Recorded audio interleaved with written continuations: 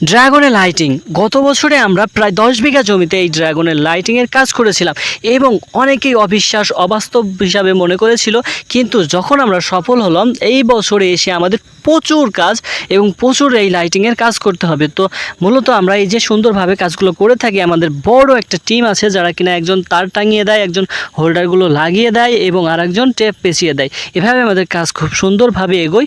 আর আমরা এইভাবেই এবার প্রায় 1 থেকে 150 বিঘা জমিতে এই ড্রাগনের লাইটিং করব এবং আপনাদেরকে অবশ্যই আপডেট জানাবো যে আমরা কতদূর সফল হলাম, আমাদের এই লাইটিংয়ের ফল কেমন আসে। তো আমরা সুন্দরভাবে কাজগুলো করে থাকি, যেহেতু এটা মাঠে রোদের ভিতরে থাকবে, এইটা অনেক স্থায়ী করতে হয়, রোদ বৃষ্টি ঝড় সব কিছুই পাবে।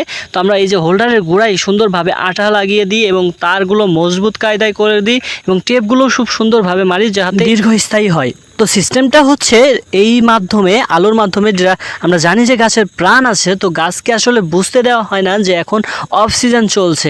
তো গাছের এই গাছ বোঝে যে এখনও দিনের বেলা এখনও ওদের ঘুমানোর সময় হয়নি, তো ওদের রেস্ট না দিয়ে ওদের কাজ অব্যাহত রাখার সিস্টেমটাই হচ্ছে এই ড্রাগনের লাইটিং।